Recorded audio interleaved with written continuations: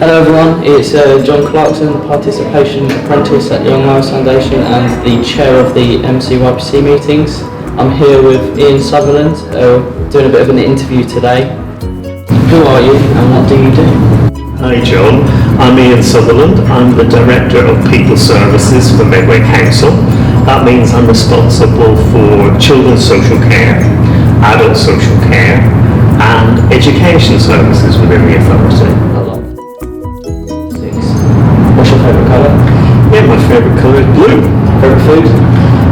I'm ashamed to tell you that my favourite food is crisps. What's your favourite animal? My favourite animal is a dog. If you could take one thing to a desert island, what would it be? I've got a Samsung tablet that I use to both play music and read books. And I know you're going to say, I know why you're laughing. You're going to say, well, that's going to be no use to you on a desert island. But I'm going to have a magic one so that I can at least have some music and read some books. When you were young, what did you want to be when you grew up? I wanted to be a psychologist. Oh, wow. So when I left school, I did a degree in psychology. And then for some reason, I decided I'd become a social worker instead. The MCYPC produced a video film on stigma last year. They feel it's still a big issue and very important. Have you ever faced stigma, and what are you doing as the local authority and an individual to tackle this pressing issue? I was born in Northern Ireland, but I moved to live in Kent when I was 11. And at that time, there were a number of Irish terrorist organisations carrying out atrocities here in mainland Britain as part of a campaign that they were running. And when I arrived in a school where a lot of the children were the children of people in the British Army. Some of their dads were serving in Northern Ireland as soldiers. And the vast majority of people really welcomed me into their community, welcomed me into school. It was really good. But a couple of people didn't. And so there were some difficult times and a couple of difficult incidents. So I guess I felt very much like an outsider at that time. But stigma is such a big issue, and I think it's in relation to the work that we do with yourselves, Young Lives Foundation. I think it's about understanding that where people have what we call a stereotyped image, they have a false perception of what it's like to be a child in care or a care leaver. And so for me, and what was important about the video was it challenges those negative perceptions. What we know about all the children that we work with is they're all individuals. They all have their own dreams and wishes and desires. And if the video said anything to me, it was that. Treat us as individuals, treat us with respect, treat us with dignity. So I think, for me, as you asked me to say what I do as an individual, for me, it's partly about making sure that as a social worker, I live the values that underpin good quality social work. And that's about respecting each individual, understanding what their needs are, empowering them, making sure that they can have the best possible lives that they can have. So that's really important for me. As an organisation, I think what's been important has been the work that we do with organisations like your own, because I think that's about demonstrating that we want to hear the voice of children, not just individually through the work that we do with them in terms of child protection work or care planning or planning for them when they're cared for, but working with you guys to make sure that we understand what are important issues for people who've been in the care system or leaving the care system, so that we can really target the things that are most important to you. When we heard some of the young people in the MCYPC meetings say about how stigmatising it was to be pulled out of school, pulled out of a classroom to go off for something like a lab review or another meeting. And then your friends asking you, well, why are you being pulled out? What's that about? What's happening for you? And so what we've tried to make sure is that we respond by making sure we don't organise those meetings in that way and be much more flexible around how we work with young people, so that we're not doing things, not intentionally, but unintentionally, which actually put a flag on people that make them feel that they're different. when we've got, it's that fine balancing act, isn't it, of acknowledging that people who've come into the care system need additional support, and there have to be special arrangements to make sure that their life goes as well for them as possible. But not doing that in a way that makes them feel that they're being treated differently. According to government statistics from September 2018, roughly 70% of social workers are remaining in Medway for an average of 5 or less years. Please can you tell us what you have in place for ensuring there are enough social workers and that they stay? We've got more social workers than we did a year ago. So in total, we've got 25 more social workers in the establishment than we did a year ago. So that's one good thing, because it's important that we have enough social workers to do the job. I suppose the second thing that I would say is that we never want social work posts to be vacant for a long period of time. So in order to make sure that doesn't happen, what we do is we sometimes bring in temporary social workers to cover a vacancy when somebody leaves. So the social workers who work for us are a mixture of permanent social workers that you referred to in your question and temporary social workers.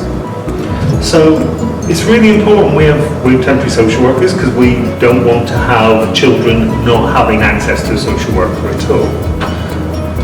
And some of our temporary social workers are really good, so I wouldn't want to do without them. But what we know we want to see is we want more permanent social workers so that we reduce our reliance on temporary social workers. If I'm honest with you, John, there will always be a need for some temporary social workers, even in really strong authorities that don't have the recruitment challenges that we've had. They'll often have a small number, but we know we have too many. I think the good thing that we're starting to see, and it's happened over again, if I compare this year with last year, we've got 15 more permanent social workers than we did this time last year. But we're doing a number of other things as well. So what we know is that we've improved our pay and conditions for social workers. We know that probably the most important thing for them, and that's why the increase in the number of social workers is important, is because they want to be working with smaller numbers of children. We know that that's a reason why social workers will leave. If they feel that they're working with too many children, they get to a point where they feel, I'm really not doing the really good quality work that this child deserves because I'm just working with too many children. So our other big push is getting enough social workers in to make sure that we can push caseloads down. Do you think that the idea of council tax exemption should be used for all caregivers? We know, because you've told us, we know that that bit of moving from being in care to taking that step into leaving care and becoming an independent adult is a really tough journey. And we don't underestimate how tough and challenging that is. So I suppose, John, within that package, we know we have to have a really robust set of arrangements, and some of those things are the things that we've done in conjunction with yourselves, like the leisure passes, the arrangements around that, the driving lessons, which we've had a lot of debate about putting those in place. And you guys have clearly pointed out to us that council tax and the potential for exemption there is a really important issue. So I can't take that decision as the Director of Children's Services. It has to be the elected representatives of the authority. But what we've decided to do is to do some work flagging up for the elected members why that's such an important issue for young people, what it would cost to do that, and what the implications would be for the local authority in terms of putting that in place. So I think it's an important area for us to look at, and we're certainly looking at that now. I think because people like you are very convincing advocates for that as a potential change, and we know from talking to people like the National Care Leavers Advisor, Mark Riddell, that a lot of authorities have taken that decision. It may be something that we want to do, but I can't promise that it's something we will do at this point in time. But I think that debate and dialogue is really important now that we get that going with our own local elected members. What is your favourite part about working with young people services in Medway? That's a really good question. I'm actually quite glad I ended up being a social worker. I've done it for a long time. I've done this job for 36 years now, so yeah, I'm really that old, John. And but it's a tough job. I think it's probably one of the toughest jobs anyone can do, but it's also one of the most rewarding jobs anybody can do. If you have that experience of believing that you've made an important difference in a child's life for the good, that's a phenomenal opportunity. And I suppose we sometimes say it's a real honour to be able to be involved in those children's lives, because actually often we know we're working with people at a very, very difficult time in their lives. We don't get involved with people when everything's going well. We get involved with people when everything's not going well. Yeah. So it's a really difficult job to work with people in a way that doesn't just automatically take control away from them. I think the danger is that if we're too quick to remove control, we don't get families, we don't give parents, we don't give young people the opportunity to reflect on what's happening in their lives and maybe change and do it differently. But equally, we mustn't act too slowly and mean that we're leaving children or young people exposed to risk.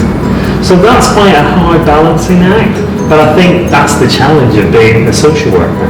But then the other thing, of course, is the really nice part of the job is working with people like yourself, working with the Young Lives Foundation, having opportunities to get directly involved with young people and hear what's not going well for them and what's going well for them. Because actually, and I think we don't always acknowledge that's so important, understanding the impact of what we do on the daily experience of the children and young people that we work with is so important to us knowing what do we need to do differently and what could we be doing better. So I think that those opportunities, and I think the skills that you and your peers, the other young people that you work with, and the Young Lives Foundation, the skills that you bring to being able to get views from young people and bring it to us as senior leaders within children's services really is the sort of partnership working that we want to develop further to try and make further improvements here in Medway. If you had a time machine and you could go back in time, what advice would you give yourself at 18 years of age? Have you got that time machine? Not on me, I'm afraid. Just gonna have to imagine. When you get that time machine, I'm the first in the queue. And I think this is a really tough question.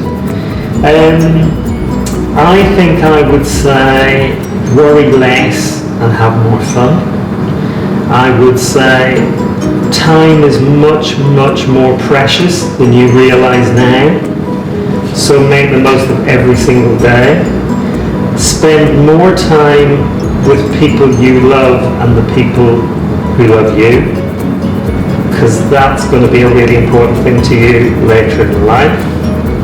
And spend less time with people who knock you about, because it's not worth wasting time on them. Believe me, it won't be John who's losing his words. It'll be me who's losing his words. Also, according to government statistics, I can't even say that word. Another go at government statistics. Far too many words, sorry.